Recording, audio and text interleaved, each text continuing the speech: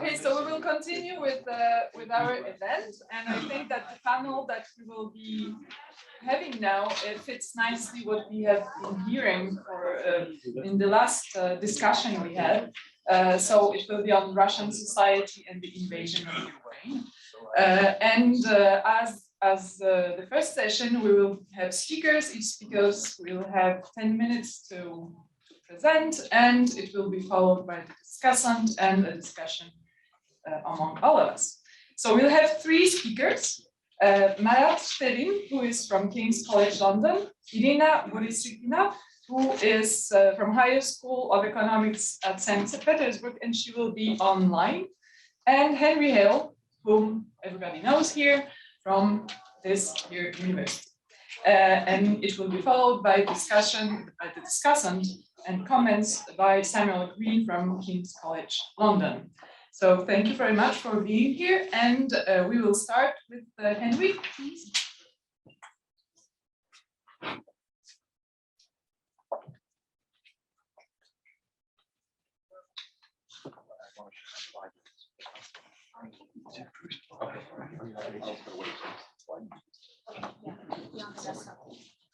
Okay.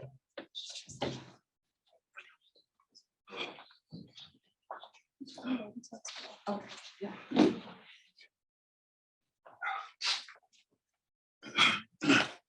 Okay, thank you everyone. Actually, maybe I'll take this off when I'm speaking. So yes, I think Jill Doherty's talk on Russian youth kind of naturally segues us into this, as our chair said. So what I wanted to think about a little bit today was sort of the broad picture of what we know about Russian public opinion and public opinion in Russia, surveys, polls, what that might tell us about what's going on in Russia today. I'd be happy to talk about some of the bases in public opinion theory that I'll allude to, but I thought just for the talk here, what I would do would just be to kind of focus on some of the issues of substance. And I think that kind of in short, one of the things that is interesting is that the way that the Kremlin set the population up for the invasion essentially has put it in a position of having to sustain a big lie about it, and that it's had some success in sustaining it. But I think that there are reasons to think that maybe in the longer run, this is not likely to be successful. And I think we have to have a sense about how time can change perceptions and how different perceptions and aspects of them change over time. So, first of all, from pre-war Russian opinion research, we know that there is a strong belief in the Russian population that NATO and the United States, the collective West, are a threat. Large majorities have believed that, even since the 1990s. But at the same time, the public opinion research that I've seen under the Putin era has consistently shown that while if you ask Russians, how do you think the West is treating us, right? It's almost always as a rival or an enemy.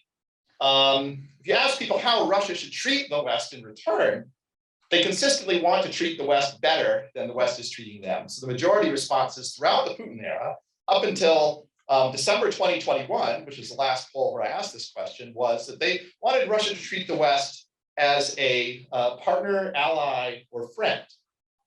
And it's certainly very clear as well that Russians did not, almost on the immediate eve of the kind of full-scale invasion, support military intervention in Ukraine, certainly not on the scale that it was launched. Now, I have a slide here. I'm not quite sure where to find it on the, let's see. Is there someone to help me with this? Sorry, just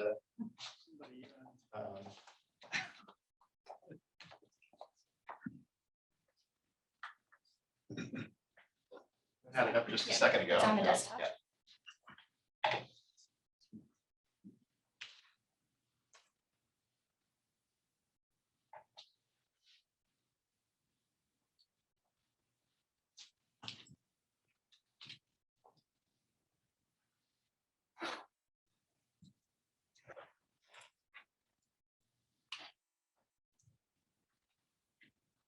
So it's better be a good slide.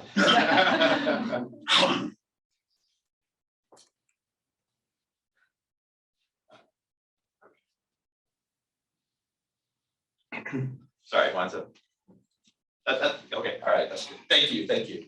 And so as it turned out, in one of the surveys that I was involved in co-leading this past year in 2021, this was a big survey in Russia conducted by Levada Center at our commission for the Russian Election Studies survey series. Large segment of the population was sampled, for surveys, over 3,000 people, and we asked directly, so again, I guess the top is kind of cut off there, but basically the question was, what should Russia be doing in the conflict with Ukraine? And they were allowed to choose multiple answers, and only 8% selected send Russian armed forces to participate in combat in Ukraine on the side of Ukrainians who are fighting the Kiev authorities. And only another 9% said that Russia should be supplying weapons to the quote unquote rebels fighting Kiev authorities. And so this isn't just like what policy they prefer, this is any policy that they think Russia should be doing. So only 17% basically came out in favor of this. And the vast majority thought that they actually volunteered that Russia should not be participating at all, which wasn't an option that was read to them. Shouldn't be providing they should be providing humanitarian aid or maybe moral support. But of course, as we know, an invasion is actually what they got. And so, this has been the challenge that the Kremlin has faced. And so Kremlin rhetoric leading up to February 24th, the actual invasion, has been consistent with the initial kind of public opinion landscape and not particularly desiring a war, right? You remember leading right up to February 25th, the Kremlin was saying the idea of a Russian invasion of Ukraine is laughable, right? And no one's talking about an actual invasion. Instead, they portrayed this as signs of Western hysteria that, and Putin was kind of this sort of calm figure of reason, in the Russian media who had to kind of deal with this Western ridiculousness. And what this has meant effectively is that to be on brand and consistent with the way it itself kind of set up and primed public opinion prior to this renewed invasion, the Kremlin has had to construct a very elaborate edifice of falsehoods, what I would call a very heavy propaganda lift. As has been mentioned, you can't call it an invasion or even a war. And they have to go to extreme lengths to try and justify, well, what justified the action being taken now, right? As there's this general threat, but why now? And so monitoring of Russian media, Paul Good has a very good public Ponar's policy memo on this, where he basically shows how the Russian Kremlin, the media have effectively just kind of tossed out all kinds of different justifications, like so much spaghetti at the wall. Ukraine was just about to develop nuclear weapons that would be aimed at Russia. Americans and Ukrainians are collaborating to develop bioweapons targeted to the Russian genome that would be spread by birds migrating from southeastern Ukraine to Russia. Chemical weapons and what have you. I mean, these are all explanations that if you watch Russian television, right, the mainstream television news, this is what you'll find. The negative consequences, of course, are there, right? The media doesn't deny that there are negative consequences, but of course, people have to endure in order to stand up for what's right. So you shouldn't be too surprised, Russian public, that you have to suffer some because of what's going on. But even the sanctions, right? They primed people well in advance to think that, well, Putin's message was the sanctions would have occurred anyway. You're very naive if you didn't think the West was just going to do this anyway. So at least we're standing up for ourselves. There's also great attention been paid to immunizing the populace against the flow of factual information. So if you watch kind of Russian media from very early on, it's like, they were very good at foreseeing what kinds of information might come back and preparing people not to believe it. So it's a standard Nazi tactic, including Ukrainian Nazi tactic, to use human shields, right? To deploy weapons right next to hospitals and kindergartens. So of course, you're going to see some images of this happening, but of course, we were not actually targeting the population, but this is how it's going to be portrayed against us. Zelensky has a huge propaganda machine, Western consultants that are designed to spread these lies.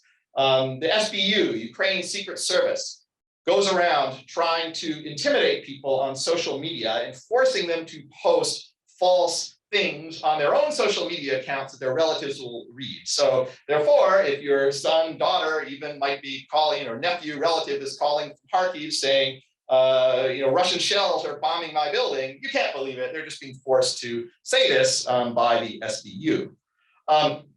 And so they've gone to incredible lengths to try to prime people. And it seems in the opinion polls that are out there that support for the war and for Putin have both increased, that at least it seems to be a majority. Since I don't have a lot of time, I'm happy to elaborate if people want to talk about it in the future, but just to say, it's not clear that we should treat the polls now that much differently than how we treated the polls in the past. If you look at some of the underlying features of polling in Russia, Levada Center has found that basically response rates are pretty much the same as they've been all the previous year. Similarly, with other signs of possible disengagement with polling. So it's not the case that people are refusing to be interviewed. But what we are left with is the problem that should always be addressed when using polling data, which is how do we interpret responses? And so, of course, you're going to get some people whose responses saying they support the war are sincere, but research on other rallies, including the Crimea rally, has shown that there are also going to be some people who are insincere in reporting their support for the war. And there was a list experiment technique that was used by a team at LSE recently. Actually, they managed to do this in Russia, that did find that there was a substantial amount of kind of dissembling involved in the polling on the war. But that poll also found that the majority still supported it. But I think what may be most interesting and kind of the biggest challenge for social science is to engage the whole wide range of possibilities in between sincere support and fake support. And these have to do with things like responses like, my country right or wrong, or I don't like the invasion, but I want to support the troops. And as someone recently pointed out in another event, I mean, the troops are Russian children. So you have a lot of people that feel this way. A lot of people are just trying to kind of ignore as best they can what's happening because it's so unpleasant, deferring their opinion to others, kind of outsourcing attitudes. And so I think there's a lot of this which is going on. And so a lot of what we'll need to do is try to unpack this to understand not just this current event, but how public opinion works when countries invade other countries, which I think is important. And I think partly it's important because even regimes like Putin's depend on public opinion to some degree. It doesn't mean that if the popularity declines, they're going to instantly collapse. But it becomes a weak point, and it becomes at least some incentive for change makers to provoke some kind of change and to encourage opportunists to take advantage of the situation. And I think that what we're likely to see in Russia, I think it's not surprising that we see a rally around the flag effect. This is very common when countries go to war. But I think what Jill said in the last session is very important. And that's the kind of nature of the dominant affect or the dominant emotion that's involved in this war. In Crimea, the dominant emotion was one of euphoria or joy. Whereas this, it's negative emotions, right? So that's a positive emotion. This is a negative emotion. And you combine that kind of general sense of negativity, once the initial passions die down, and there's probably only so long they can really keep it stoked, especially when you kind of have a fake pretext like this, what you're going to have is a general sense of negativity. And that is going to most likely kind of blow back on the Kremlin in the sense that, like, even if people put the blame elsewhere, even if they don't blame Putin, when things go bad, there's just a general tendency to also be sour on the leadership. The same reason why, to take a much more trivial example, research has consistently found that, for example, seaside incumbent mayors, where you have a shark attack, their popularity goes down.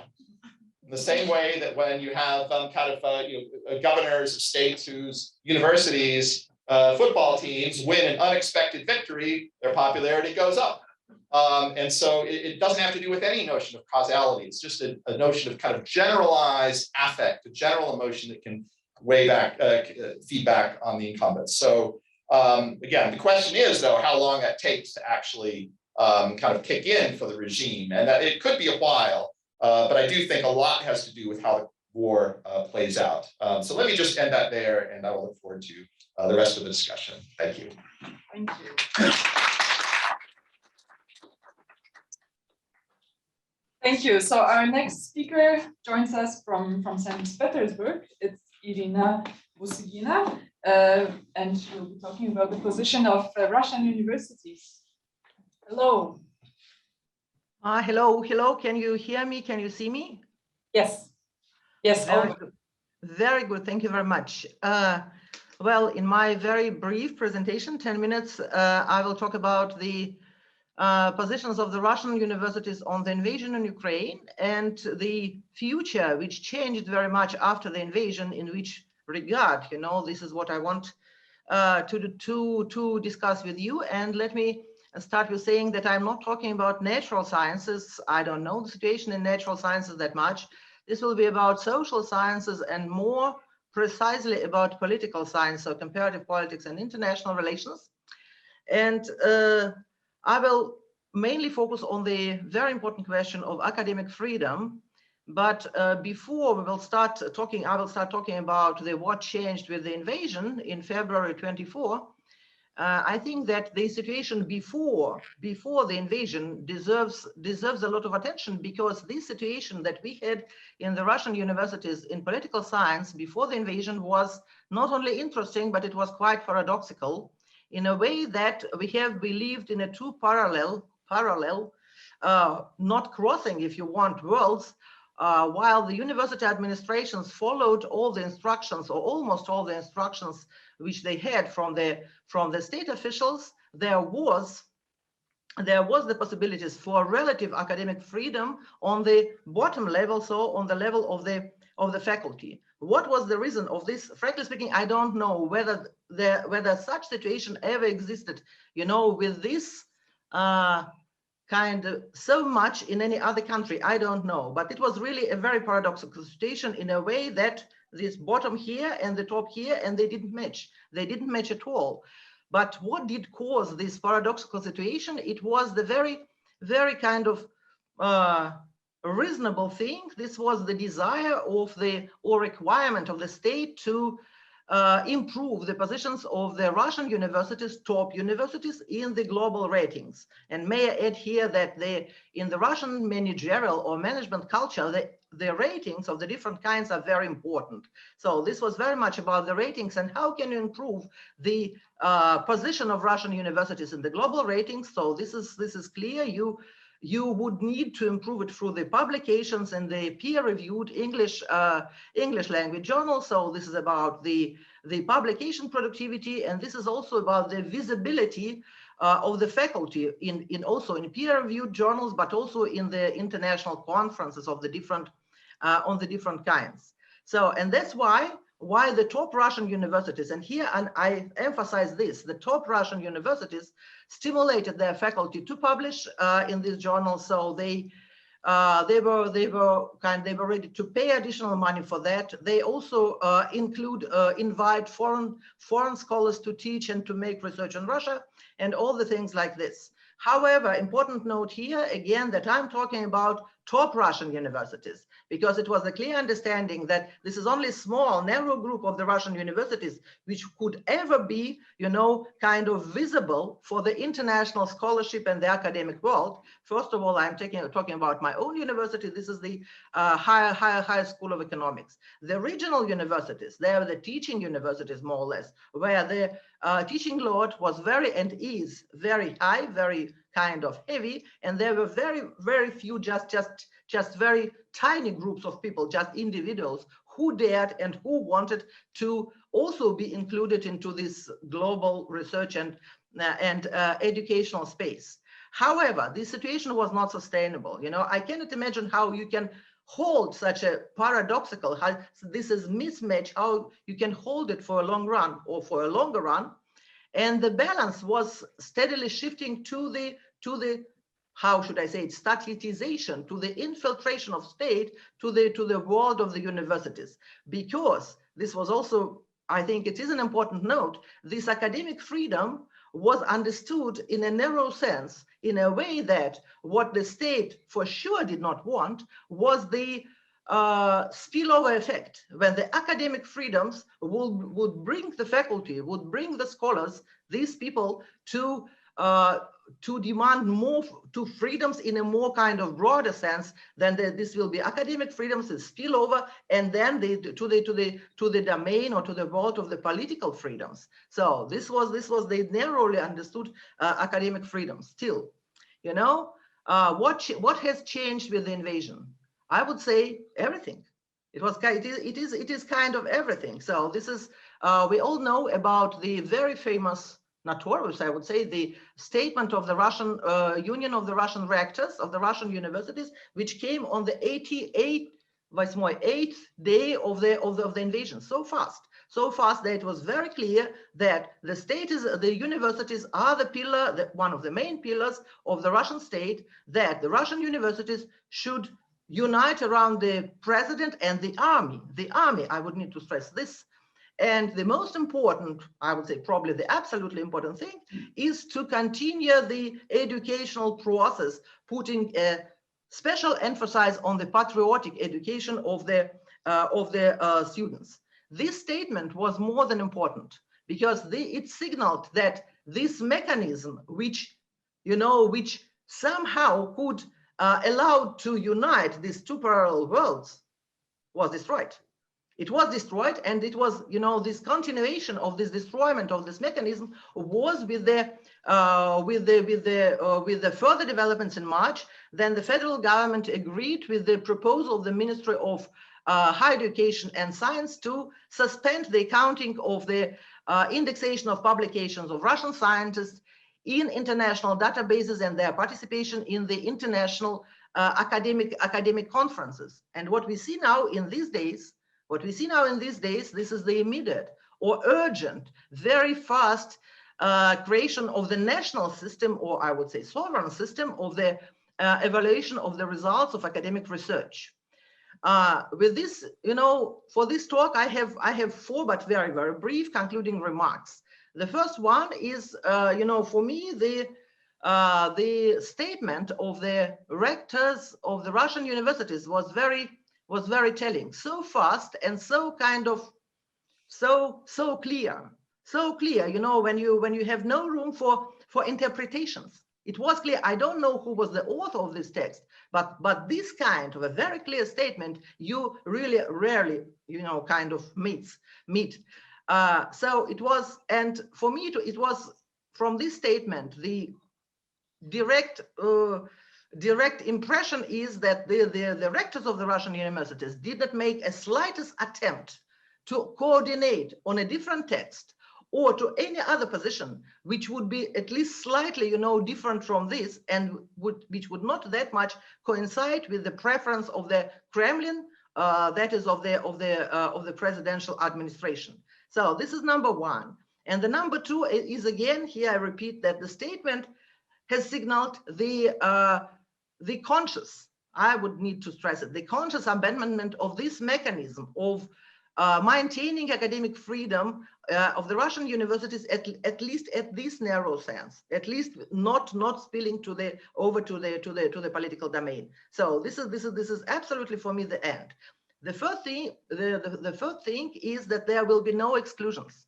The previous situation was built on the exclusions. So top universities were different, and they were designed to be different. Look at the High School of Economics. So now, how would I call it? This is end for the exceptions. It will be a different status quo. It will be a different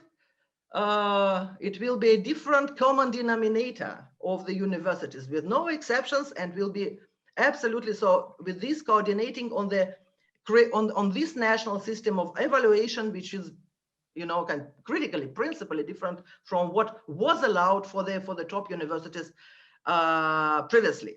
And my last words, that for me, this is being also a member of the system. For me, this development is not, it is terrible, but it is not surprising. It is not surprising, because it was kind of, I would expected, but being, gradually shifting. But the invasion into Ukraine, in Ukraine in February, just put the end to the previous system in one big move. Thank you very much. I stop here. Thank you. Thank you very much for this dark picture. Marat, your floor. Well, thank you so much. I'm a sociologist of religion, so let's start my talk from a confession. Like many of my colleagues, I have changed my topic compared to what it was like 3 or 4 months ago at short notice. Obviously, we couldn't help commenting on what's going on. And my talk is somewhat different. It's about a kind of perspective. I would suggest a kind of, a particular perspective to interpret these events. Obviously, these events posed a number of questions, and I would talk about moral questions about our responsibility, because we feel that they have direct impact on what's going on, and and on the events of the ground, on people's lives. But also epistemological questions. They're kind of inextricably linked. Epistemological questions about how we study these things, about the foundations of our knowledge, if you like, about our methodologies, concepts that we use, and so on. But let me continue with a quotation. You who are so liberal, so humane, who take the love of culture to the point of affection, you pretend to forget that you have colonies where massacres are committed in your name. Sounds very timely and contemporary. It was said 60 years ago by Jean-Paul Sartre in his introduction to Frantz Fanon's almost classical book, The Wretched of the Earth, which was one of the foundations, if you like, of what I would like to call postcolonial thinking. So this kind of, affinity struck me immediately, and also gave me kind of, if you like, trigger possibility to think, to suggest the following thoughts. I would like to make it clear that I'm not suggesting that this incredible violence, this incredible display of, authoritarianism, of even dictatorships, all the events that we're now observing can be necessarily approached from this perspective. But what I'm suggesting that it might be useful to think with the postcolonial perspective, rather than sort of to employ this perspective fully. And I think religion provides a very useful focus to it, as it was originally, in the postcolonial thinking. And I was actually quite struck a couple of days ago when I saw the article by Badakos Kasumbekova and Erika Marat, coincidence, interesting coincidence, on the Ponar's website. It was precisely about this, about the appeal to engage with the colonization of our thinking about Russia. So in a nutshell, where I can see close affinities between the postcolonial thinkers and us, if you like, if I can use this word collectively, is precisely in our moral and epistemological concerns. Postcolonial thinking were concerned about the responsibility of a scholar who finds themselves in a particular, if you like, power relations. When they have the privilege, access to knowledge, the ability to use particular concepts as dominant concepts to shape our thinking and hence policies and so on about the world. And second, the postcolonial thinking obviously produced a number of methodologies for exploring these issues. I can see also some problems with this kind of application of postcolonial thinking to the part of the world we're talking about. Not least the postcolonial thinking is very often associated with the West and the rest, if you like. Its central questions and categories are associated with the effects of Western imperialism and colonialism. And some in the West and outside it, on the other hand, see the Soviet Union and Russia as a successor as an antidote to Western imperialism. And we all know that Russia and countries like China very often not only claim post-colonial innocence, colonial innocence, but also leadership, in post-colonial struggle. And it's quite clear in Putin's rhetoric, in this conflict, or Kremlin's rhetoric, if you like, in this conflict. But I still think that it would be useful to use, if you like, this perspective, both to test the post-colonial thinking itself. And I know that some of the Black post-colonial thinkers in this country are already questioning the sort of affinity with the Soviet Union, and the article on the polars that I just mentioned actually talks about it. But also to probably enrich our thinking about this war and beyond. And it would also probably would allow us to make an important, if you like, to add an important dimension to post-colonial thinking. And this is the relationship between what I might call authoritarian post-colonial situation and democratic post-colonial situation, or authoritarian decolonization and democratic colonization. Do remember that Sartre appealed to Parisian intellectuals sitting in their caucus in a democratic country, whereas where our liberals now are, and their relationship with the regime kind of poses all sorts of different problems. I'm aware of two major studies from the post-colonial thinking of the kind of post-Soviet, if you like, the situation. One is by Eva Thompson and another one by Alexander Atkins. The second one is probably particularly influential on the Russian internal colonialism. But in my view, it's a kind of, they display two extremes in this approach. One, in my view, discounts the counter colonial strengths in the Russian culture, Russian society and Russian history, and another one discounts Russian colonialism because it claims that Russian colonialism had a paradoxical result in colonization of its own population. I don't have the time to kind of engage in more extended sort of discussion of these sources, but I just wanted to mention that there are some pioneering studies. So very briefly, to give you some examples where post-colonial thinking can be, in my view, useful in understanding the current events. One is the position of the situation with churches in Russia and Ukraine, which is very often discussed in terms of the kind of schism, ecclesiastical schism, various political developments associated with this, geopolitical issues and so on. By the way, I would argue that we should be very careful about using the word geopolitics. I'll return to it in a minute, because in my view, it is actually a display of post-colonial thinking, colonial thinking.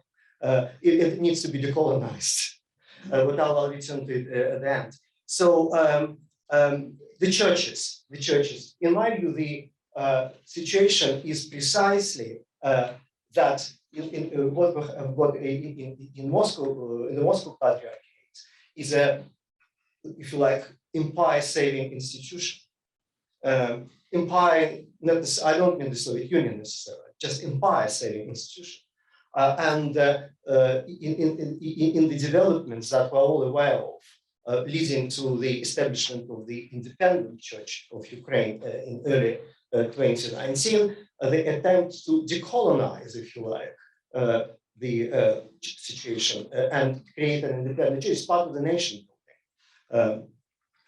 That's an example of how we can interpret. I'm not giving you the final answer, just an invitation to think about it. Another is the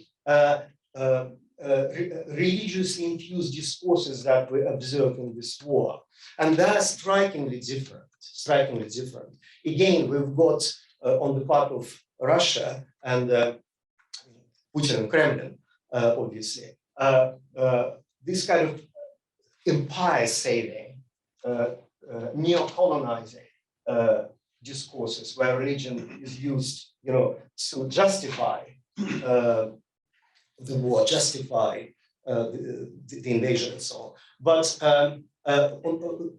this is, and he deploys, Marlene described in her articles very well, the whole lot of different, if you like, strands in Russian sort of, imperialist thinking, to justify it. So on the other hand, in the Ukrainian situation, and I have observed it from 2014 when I went to Kiev and was, on the Maidan and so on, quite a different, if you like, conceptual frame focused on the notion of dignity, revolution of dignity, which is a religious notion in itself. It comes from Protestant theology. And I'm still trying to trace the origins of that expression, but the best I could find is that apparently the first people to use it were Protestants, Russian Protestants, so-called Russian-speaking Protestants from Donbass, who were, on the Maidan, and they were first to kind of propose this notion. Another possibility is to revisit how we conceptualize religion in general, the whole concept of religion, which is part again of postcolonial tradition, postcolonial tradition of thinking. We are used to deploying this term in terms of institutions, in particular beliefs, which is kind of very Western notion of religion focused on beliefs, various sort of institutional networks and so on. Whereas what postcolonial thinkers have discovered is that it's quite much more useful to be aware. It's important to be aware of the hybridity, of any kind of, religious beliefs and practices. And this is what I think we find in both Russia and Ukraine. I'm always amazed when I'm invited for an interview to discuss how Eastern Orthodox traditions sort of affected this war. This is not about Eastern Orthodox traditions, it's about kind of lived religion, which is kind of hybridity of various beliefs, practices, and so on. So you find, for example, the echoes of these beliefs and the ideas and practices in Russian sort of, discourses. And that's something, again, to study, the lived, if you like, discourses, where you find a little bit of Dugin, a little bit of Ilyin, a little bit of Russian Orthodoxy, paganism, and whatnot. And this is was first suggested by Homi Bhabha, I think absolutely great thinker, back in the mid-1990s, and renewed recently by James Pickard in his article about postcolonialism and religion. And another question that I think is important to discuss is the situation of ethno-religious minorities in Russia in this war. There is this apparent paradox that ethnic minorities or ethno-religious minorities show support for this war. Buryats, disproportionately represented Dagestanis and so on. Obviously, some of these have to do with economic issues, incredible unemployment, in Dagestan and Buryatia. But some of it has to do with power relations. And that's precisely Franz Fanon, who discussed and analyzed in depth the issue of why ethno-religious minorities can be cooperative with colonial powers and sometimes display this, sometimes enthusiastic support for them. I don't have the time to give examples, but one of them obviously Kadyrov, hardly a kind of independent leader of Chechnya, but probably a representative of the power, or of the Kremlin in Chechnya. And we can talk about the reasons, for this authority to be accepted. And finally, I would like to say about the need to obviously redistribute power within our area of study and resources within our area of study, which have been the call that we're all familiar with in the last two months.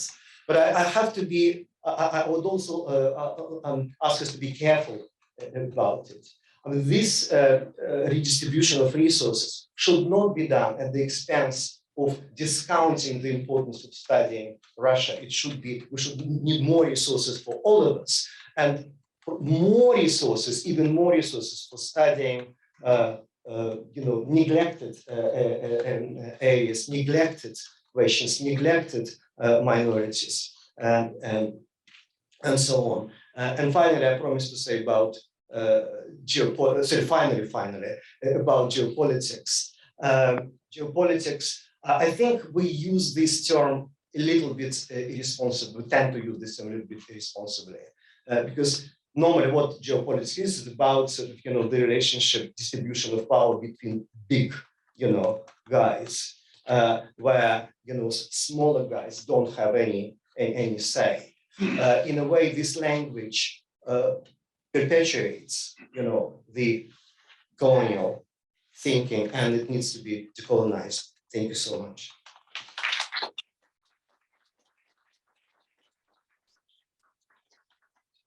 Thank you very much. And we will now hear the discussant for 10 minutes. Great, thank you. Minutes. I will. For 10 minutes. For 10 minutes. Great, thank you very much for the opportunity to be here and to address these papers. Am I audible? It sounds like I'm audible. So a lot going on. I will try very hard to keep 10 minutes so that we can have plenty of time for discussion of these rich papers.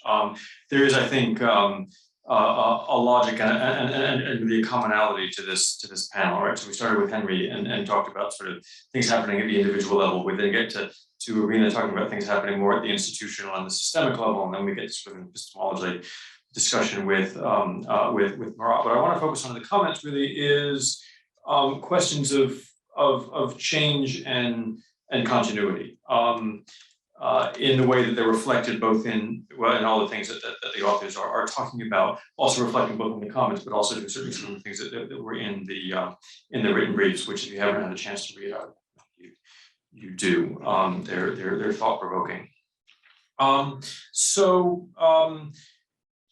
There's a lot, and Henry talked a little bit about some of the issues around measurement, right, that arise in polls. We can have a long discussion about that. I won't get into that, but I wanted to talk a little bit about sort of the cognitive process that that produces survey answers, right, and that produces the responses that people give to the surveys, right? Part of that gets into the measurement problem, and Henry talked about things like preference falsification, social desirability, bias. But I think that often in political science, we don't think as problematically as we might about why people have opinions in the first place. I think that we tend to, because we're focused on politics, we tend to think the purpose of having an opinion is to do politics, right? To answer a survey researcher or to vote. And certainly those are wonderful things to do, or to decide whether to take part in a protest. But in most cases, I think what we find is that that's not really the first order problem that people are solving by having an opinion, right? It tends to have more to do with the socialization that actually produces a lot of the biases that we're worried about, right? So it produces the social desirability bias, it produces the preference falsification. It produces a lot, in fact, of the emotion, right? Because a lot of the things that Henry brings up as intervening variables, emotion, preference falsification, and others, are fundamentally social in nature. If we're fundamentally social animals, right, then we should take that seriously, not just as kind of a fly in the ointment, but actually as maybe the purpose of this, which gets to this question that Henry asks in the paper there's a sentence that says, even insincere support can sustain regime stability for decades. The question being, will that be the case in Russia, and how long can that last? And this really gets to the question of change and continuity that I wanted to ask, right?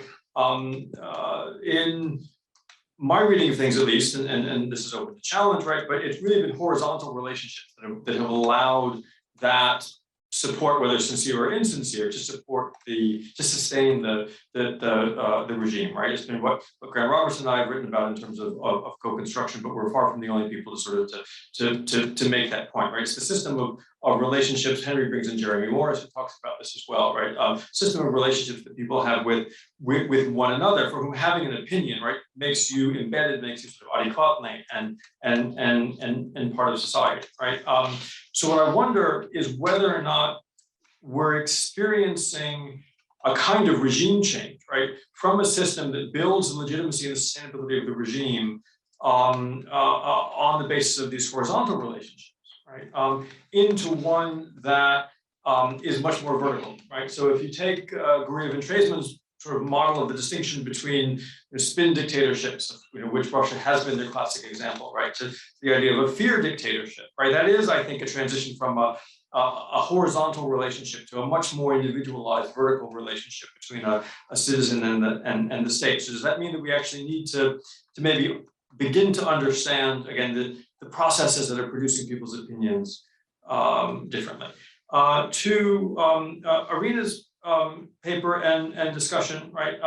Fundamental question here, I think, is how do individuals balance their both their individuality and the interests that come with being individuals, with their own personal sense of identity, with the sense of identity and community that comes with being part of an institution such as a university. But we could also think about the media and civil society groups and charitable organizations and even corporations in this context, right?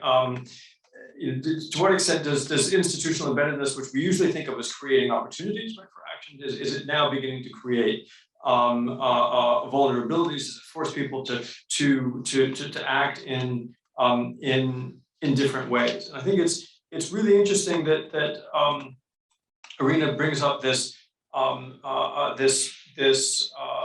idea of an end of parallelism, an end of duality, and to a certain extent an end of ambiguity. It reminds me of a recent book by Vera Michelin Shapiro, a colleague at King's, called Fluid Russia, in which she talks about this idea of fluidity, this very kind of ambiguity, right, as having really been an asset to the Kremlin, right, in terms of keeping people on board, giving people the sense that even if they're not happy with things that are going on, writ large, people like Irina, a lot of our friends and colleagues working at various Russian universities, but also again corporations, media outlets, right, can still feel like they have a place in this system. So again, change and continuity. Are we coming to a point of regime change, right, in which the Kremlin no longer sees this kind of ambiguity as an asset, right, as now building a system around the absence of that ambiguity, right, the absence of those exceptions, as Irina was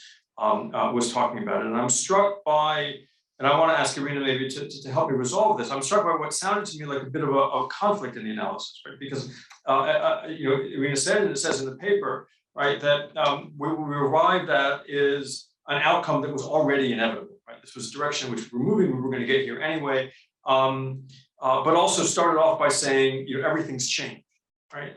So, which is it? I think is and this is a question I'm struggling with myself. For Marat's paper, this obviously resonates with a lot of things that a lot of us, I think, are dealing with in terms of both how is the field structure, but how's our own approach to the questions we've been trying to answer, given that so many of us, maybe I should only speak for myself, so many of the things that I've thought about Russia turned out to not quite be true anymore, or maybe not as true as I wanted them to be. So what do we need to change in terms of our approach to creating and using and imparting knowledge as researchers and as teachers? One of the things that I think Marat raises, but that also sort of came up immediately in the conversation after the war began, right, was one of the things maybe we need to decolonize, right, is is the hegemony of rational choice as a perspective in analyzing politics, including in our part of the world. So we began to talk about we need to include identity and ideology in our causal models in ways that we didn't feel comfortable with in the past, right? And I was really struck, Marat, with a couple of things that you raised in the paper, and really trying to understand what this means for me as a researcher, what this means for us as a field, right? So, how can both sort of the deconstruction and the reconstruction of our own perspectives, right, help us arrive at sort of a closer approximation of the social and cognitive processes, actually, that both Irina and Henry were talking about, the processes that are producing the behavioral outcomes that we're seeing, right? Because the paper, usefully, although I think covertly, you could probably be more overt about this, if I understand you correctly, right? Challenges, I think, this shift towards a more identity-focused explanation, right? So if religion that you bring up as part of the focus, right, can be instrumentalized, right, to the degree that it was instrumentalized, certainly by the regime in Moscow, if it can be used so selectively without actually producing any noticeable resistance, right, coming from any logic that would be intrinsic to religion as a thing in itself, right, then should we actually be thinking about this as causal, right? Or are we wrong, or have I been wrong to think that maybe we need to reintroduce some of these other concepts into our thinking? So I guess what I'm asking for is can you put a finer point on it, right? Do we need to change our approach to knowledge in terms of what causes the phenomena that we're that Henry and Irina were talking about? I'll stop there. Thank you very much. Maybe I would propose that you answer very, very briefly to Sam's comments so that we can open the floor and have a 30 minutes for exchange. Henry? 1 minute and a half. Okay. Great. Yes, Sam, as always, has raised some very deep questions that basically require a whole generation of academic scholarship to study. Maybe I'll talk a little quietly in hopes this will not generate feedback effects. So yeah, I mean, I guess I would just say that, so the purposes of kind of what the public opinion, the way that I'm talking about it here, it is precisely about the potential for things that could feed back negatively. Is there a way to, if I just talk loudly for that? Do you have the Zoom on your computer? No.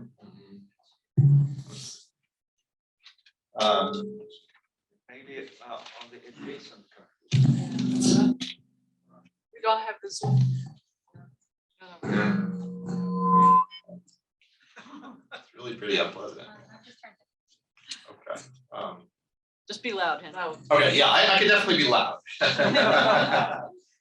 So yes, I mean, so I would just say, kind of for the purposes of this sort of line of thinking that I've been pursuing, my interest is in precisely the potential for the types of public responses that you might get when put in positions that could impact the regime in some way. So, that might be protest, it might be kind of voting, but I'd also say other things. I mean, for one thing, it could also be the regime's own polling.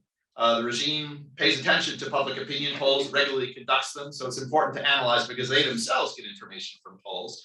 And not just elites, other people as well. I mean, there's an interesting study in the Washington Post that was just published by Noah Buckley and some colleagues, which was showing that the people, when you have the people tend to adjust their like thinking Putin is more popular leads people to update their own beliefs about Putin in that way. And so, in any case, that is sort of what I'm focused on here.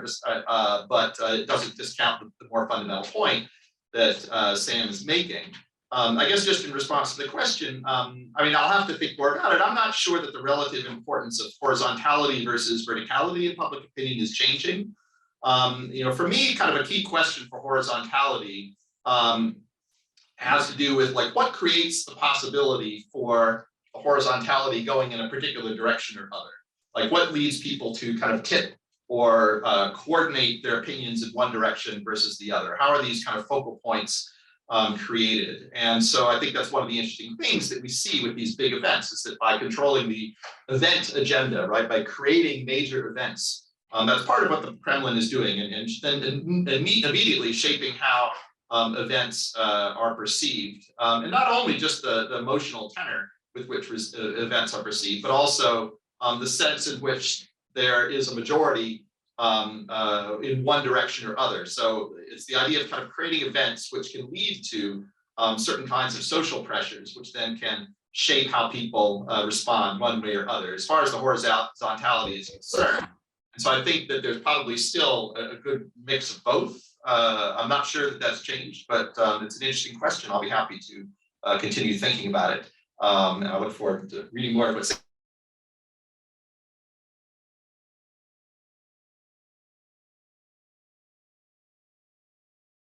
I have questions for Irina.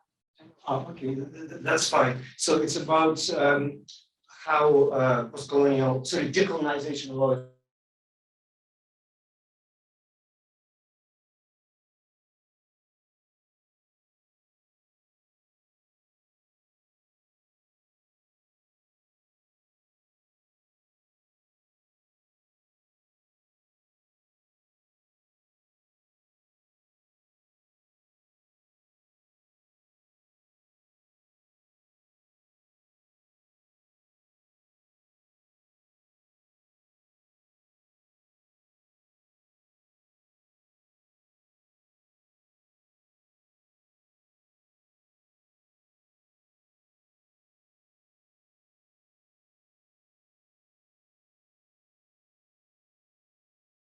certain voices are lost, and people that we communicate with, the public, they are not aware of that. We conceal that.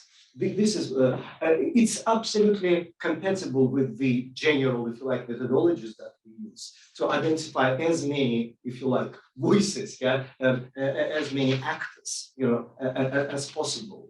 But the decolonization of our thinking in a way defines, that, and makes us aware, in my view, of the necessity. So decolonization becomes an epistemological necessity, if you like. It's not just a moral question. To just give you one example. Another example was obviously geopolitics, how we use the concept of geopolitics. Okay. Thank you very much. Irina, if you can answer the questions by the comments by some, but I would also like to take this opportunity to ask you some questions from the audience that are online. We have actually 3 different people asking more or less the same questions. John de Bordeleben and Alexander Arkonov, and I have here Dinara Karimova. What, in this context of the situation we have in Russian universities, sorry, I have a problem reading the, I have a Mac and this is a PC, so I have to adapt to, where is the question by?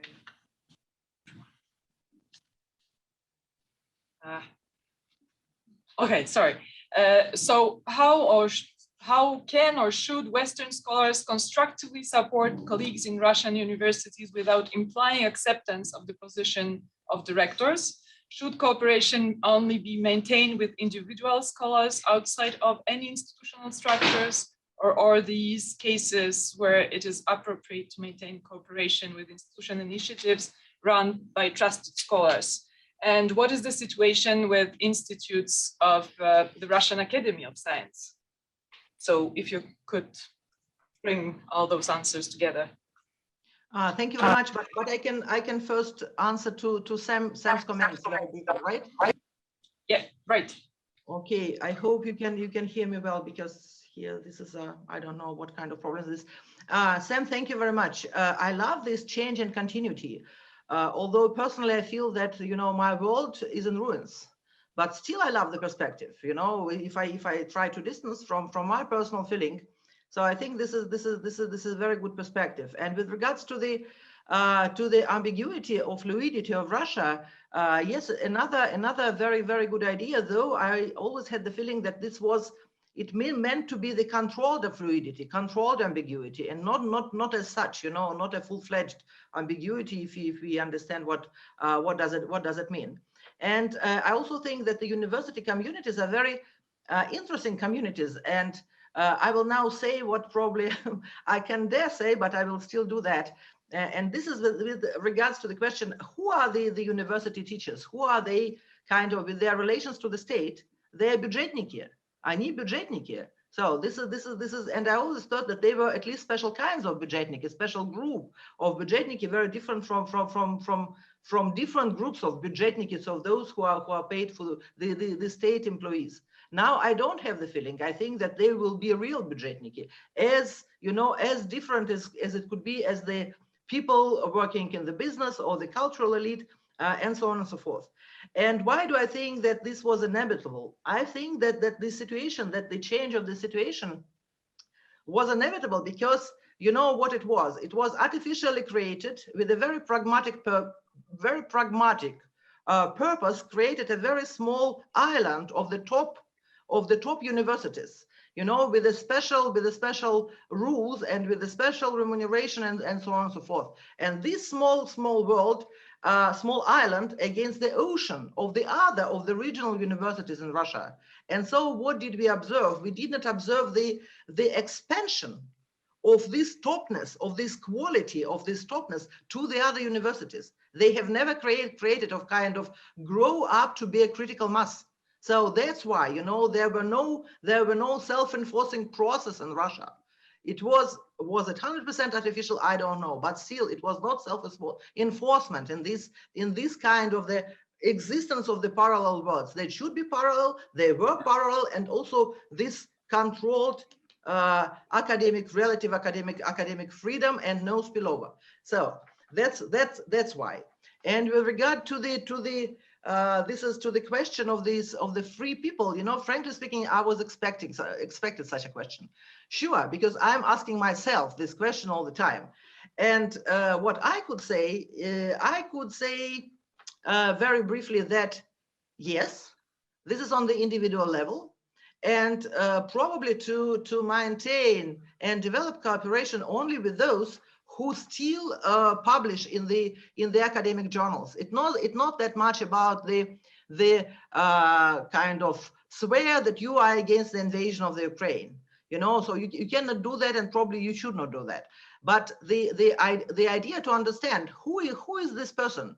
Is he a propagandist, or a scholar? And how can you understand that he or she is a scholar? Only through the publications. So if under even this kind of conditions, the people are, and some people will do that, I'm sure, you are still published and you try to overcome, this inertia and the terrible environment. So this values a lot. This means for me a lot. This is the only answer I can give you, if any, at this moment. Thank you very much. Thank you. Thank you very much. We will open the floor for questions. We have some 20 minutes or so. Maybe over there. Okay, thank you. Thank you for your presentations. I have the first question for Hale. I think it's interesting that in your findings, almost 30% oppose the war. Yeah, and to some extent is consistent with what was reported more recently in public opinion polls, and the rest, in one way or another, kind of supported the war Ukrainians against Kiev authorities, and that's how kind of the Russian government framed it as the war against the Nazis or neo-fascists. And my question is about the so-called Divane Patriote.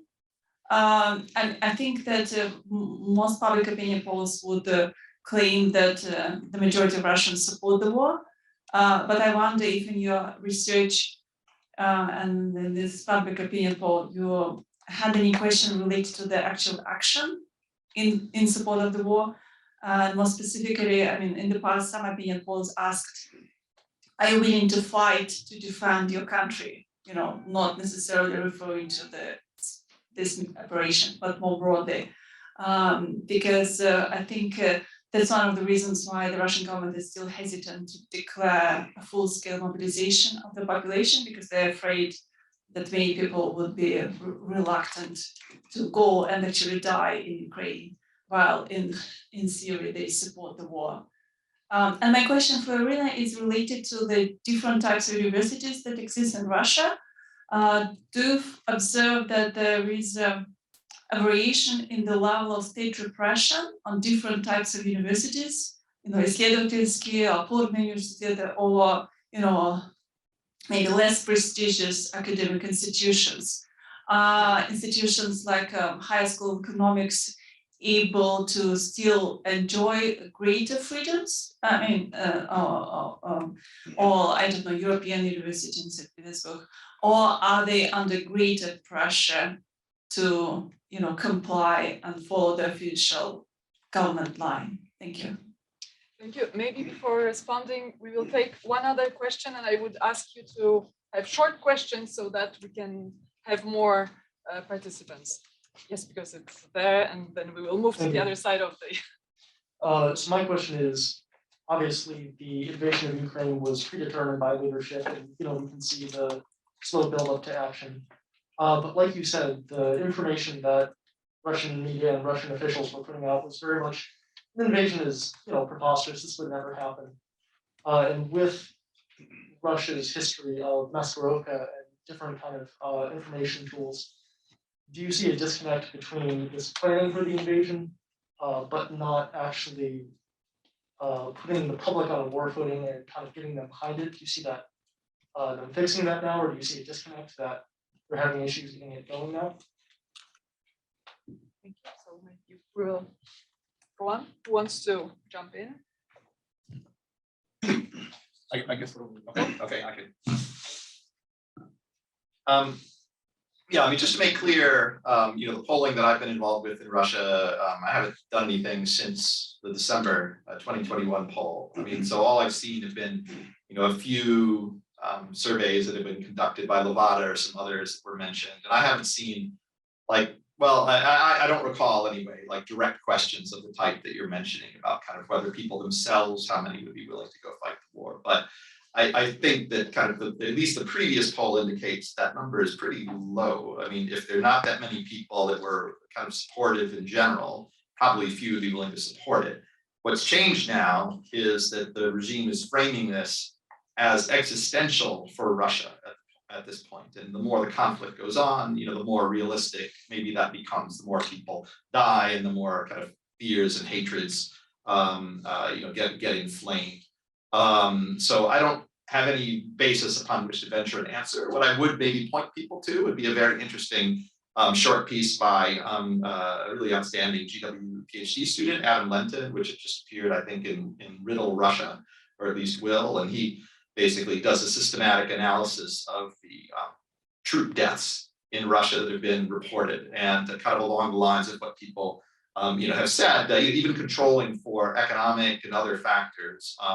You know, the deaths seem disproportionately to come from minority areas that are sort of outside the centers of traditional power. And so it may be those, he makes the point that it may be that those statistics are manipulated, but even if they're manipulated, they show that the regime is very concerned about the potential for you know, deaths on the battlefield being unpopular, not something that people would accept as being sort of a normal patriotic thing that people must do, but something that might generate serious public backlash. And so I think maybe there are signs, you know, in other ways that people aren't really enthusiastic about dying for it, even though at the same time they might support professional army going and doing their thing. But again, I have to think that the more costs are borne, the less palatable that's going to be seen. So. Irina, do you want to respond? Yes, thank you very much. Thank you very much. I would like yes to respond very briefly. The question was about. Thank you very much for the question, and the question was about the differences between the top and the regional universities regarding this the repressions. And I don't have the kind of systematic evidence, but I can only say what I kind of think. And this is I would say that now, at least for this month, the repressions are more kind of open, clear, brutal in the regional universities, because these people who show different deviations in their behavior, they are rare birds in their collectives, in their teaching groups, in the faculty. Indeed, these are deviations. These are the deviations. That's why it's very easy to catch them, and to and while the regional the universities of the regional administration would show this excessive loyalty now. Excessive loyalty. It's very easy to make the whole zachystka. I don't know how you translate this word into English, but to make this all clean, they are kind from these deviating people. This is not that easy in Moscow and St. Petersburg, also in the High School of Economics, because there are many people whose loyalty can be put under question. So that's why we don't have kind of the direct repressions. We have more or less the advice to leave, to resign, with the more or less hidden threats, something like this. But it is not as primitive as we could see the cases in the regional universities. Thank you very much. Thank you. We'll go on with Milada and Mihail. Thank you so much. My name is Milada Lakhudova. I'm from UNC Chapel Hill. I guess my question comes from the sense of urgency. So talking about opinions within Russian society today is something very different than talking about them 6 months ago, 5 years ago. So my question is, and asking you, of course, looking into a crystal ball is hard, but what about public opinion in Russia right now could actually affect the way this war is prosecuted? What are things to look for that might compel Putin to stop the invasion, to hold back, for example, from bombing Odessa, or continuing this kind of scorched earth policy where essentially the areas that are contested are being reduced to rubble and there are huge Russian casualties. So are there things that you would be looking for that might, where Putin's regime may actually feel pressure from below that might actually make it change course? Or is none of this actually going to matter in the next 6 to 12 months? Thank you.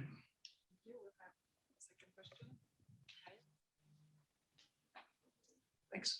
Mikhail Alexeyev, San Diego State University. Irina, first to you.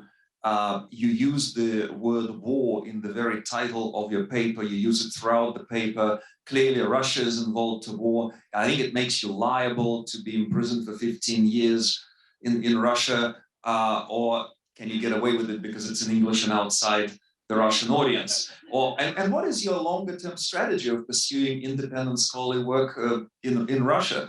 And Henry, I do believe it's important for autocrats and dictators to pay attention to public opinion. But one thing that your presentation made me think about is, does it really matter to them if it's sincere or not?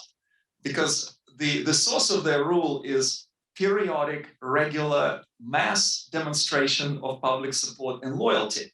And whether people do it for because they are, sincerely supporting it or it's fake, it doesn't really matter. Who wants to go first? Henry, Irina? I can go first again. So again, very tough questions, and I know there are other people in the room who maybe informally later could comment on, who can answer these questions more authoritatively than I am, I'm sure. In terms of what about public opinion could shape the war now, I don't think there's a whole lot at the moment. My sense is that this is, while in the past Putin's been responsive to public opinion on some things, this is one thing where I think he was kind of going against it and instead just confident that they could reshape it in some way that would sustain them. And my sense is that's the mindset that he's in right now, that this is kind of life or death for them.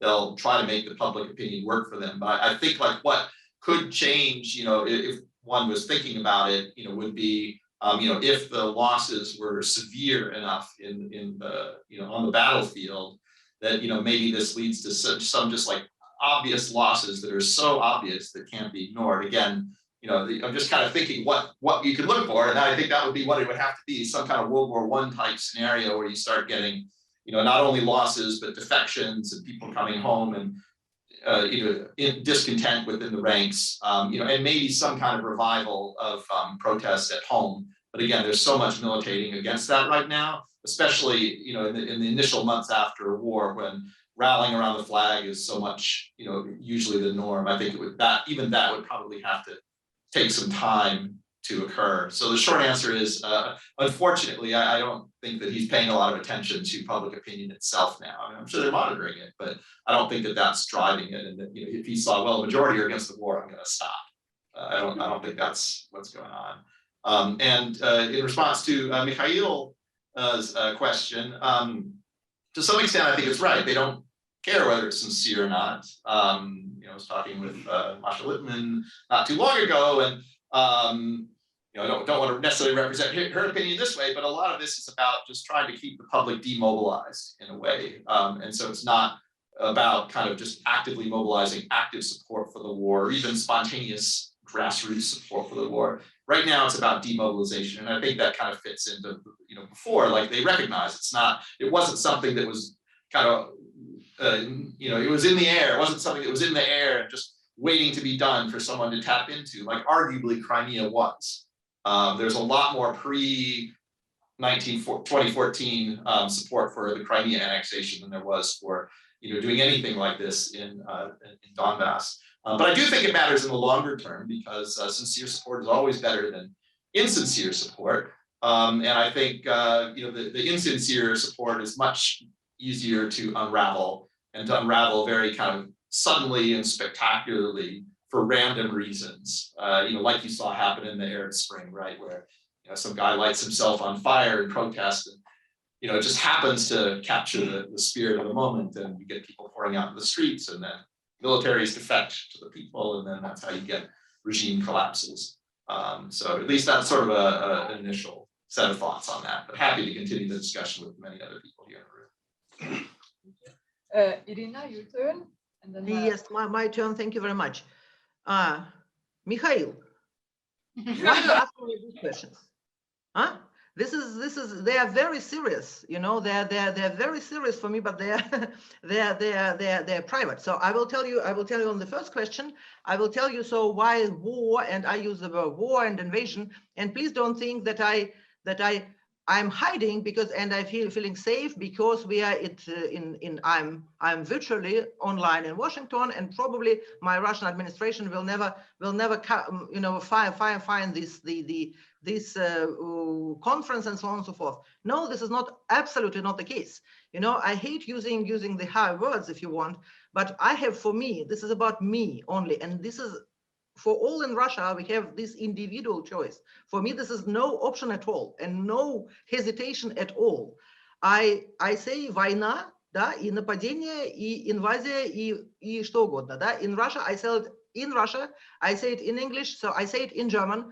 This is absolutely, I don't, otherwise my profession has no sense. Absolutely has no sense. Otherwise, I would need to go, who knows where. So this is not the question of I could do this, I could do that. Absolutely not.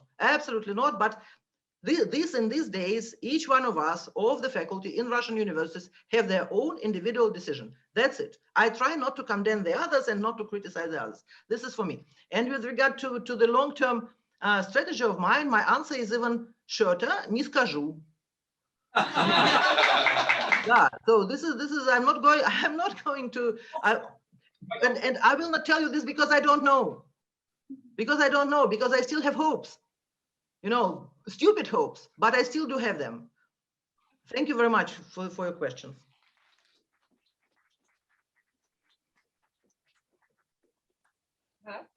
I just want to add my sort of penny worth about the sincerity or lack of sincerity, and whether there could be some kind of unrest against it or some kind of protest. I think a useful notion to kind of address this question is that of authoritative discourses, originally suggested by Bakhtin, and then used by Yurchak, which refers to, if you like, discourses which are designed to, if you like, to create limits, for the public to express their opinion on certain issues. It's not about, it's not in the expectation that people necessarily believe it, or don't believe it, but it's about whether you can actually challenge it or not challenge it, and it's obviously supported by all sorts of enforced, if you like, by all sorts of laws, like laws of on foreign agents and undesirable elements and so on.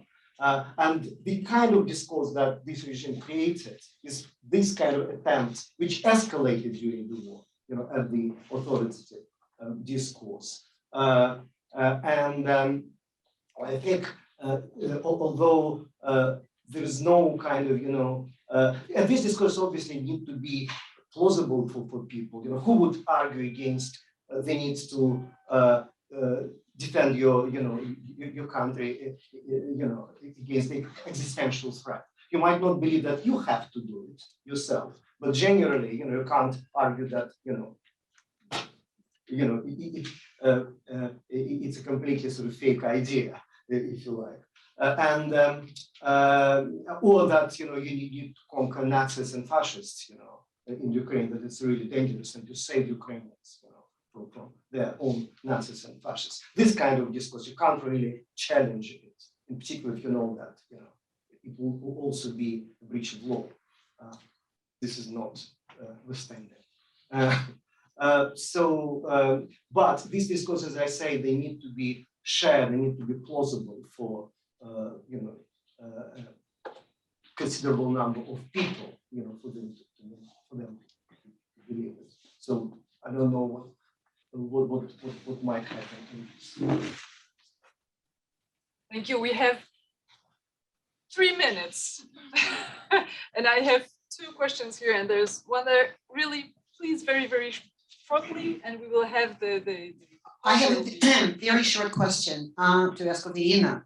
Talking about different universities, there are at least some, and I will now cite 2 examples of universities where students are still defiant and collecting signatures against the war.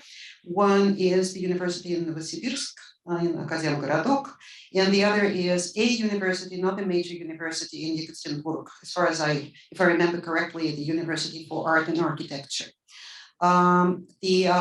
Collecting signatures is ongoing. So far as I know, there haven't been any retributions. So my question to you is, how do you explain that? Is it overlooked, and of course, they will not get away with it, those students? Is it because the atmosphere is permissive in that university because of the leadership, or because of the leadership of the regents? So that's the question. And I have a small comment on the short debates between Sam and Henry on the verticality and horizontality. And I am on Sam's side, I would say, and I will go back to the example of the comparison between Crimea and now. It is not only that the atmosphere around Crimea was joyous and now it's grim. It's also that at the time of Crimea, people wanted to come together, not necessarily pledge allegiance to the government, but they were so happy, they wanted to embrace each other. The state of mind was that of, being in love with everyone, with your country, with your countrymen. Not this time. I don't think there's a desire anywhere to come together on this sentiment of I support the war no matter how atrocious it is, or I don't want to know about the atrocities. I think that is more vertical. And what was at the time of Crimea is horizontal. And finally, one quick question to you, Henry, on different frames. So I think there is this shifting message that you mentioned, and you gave the examples. But I think there is one frame that has been dominant, as you mentioned, for quite a few years now, and that is it is not Russia fighting a war against Ukraine. It's actually the West fighting a war against Russia. And not only is this a dominant frame, but there is more argument for it now because of the sanctions. And Putin said that just recently. He never said that before, that these are sanctions against you, Russians, against every family. And this is sanctions aimed at splitting our society. And I think this means that this frame at least is more sustainable than others. Thank you. Very short question here. Mark, I invite you to squeeze your comments into the next panel. Thank you. Well, I do want to ask Marat. Thanks. I'll try to be very short. So my name is Natalia. I work at Center for European Policy Analysis, and I have one question to Henry, which is also about polls. So my impression is, so the data which you showed us about Russians, not that many Russians who want to any military interventions, right? Intervention in Ukraine. So there was another poll made by CNN right before the beginning of the war, and actually the numbers there are quite different. So they say that the amount of people who replied yes, the question, would it be right for Russia to use military force in case Ukraine, to prevent Ukraine from joining NATO was 50%, right? And so there was another question to prevent, to reunite Russia, to use military force to reunite Russia and Ukraine was 36% of people was for using military force. At the same time, 30% of Russians didn't believe that the war would come. And we will see also like a lot of like this discontinuity and inconsistency in even public debates, right? Because from the one side, we have these traditions of the great victory and never again, and that the war is horrible. And I guess that's why there was so much punished people who say that what's going on is the war. But at the same time, we have those crazy people like Simonyan, Solovyov, who say like, yes, let's kill everybody, let's just destroy Ukraine, whatever. So those crazy party of war people.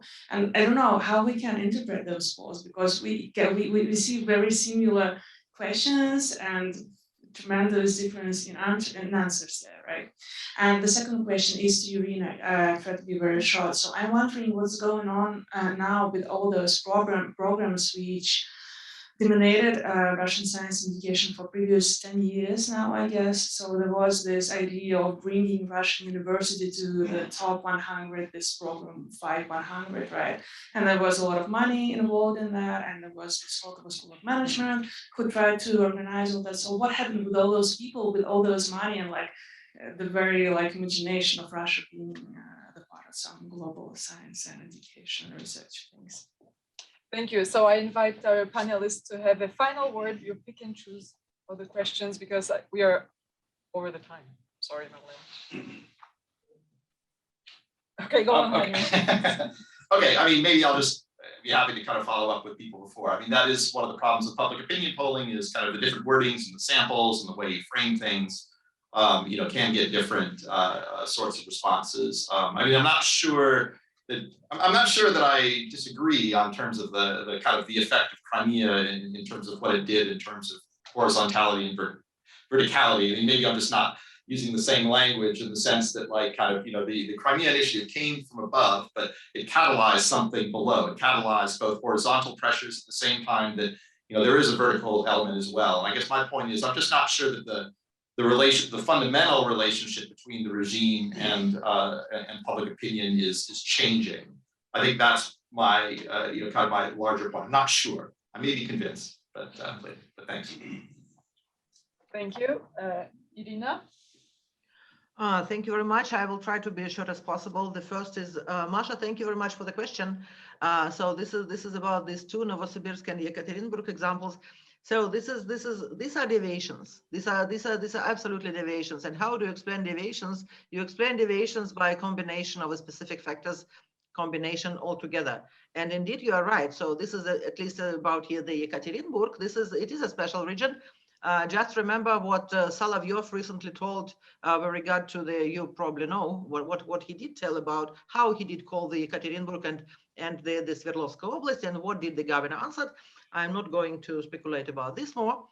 So this is indeed, but so this is the specific factors: political culture and the leadership also probably among the students themselves.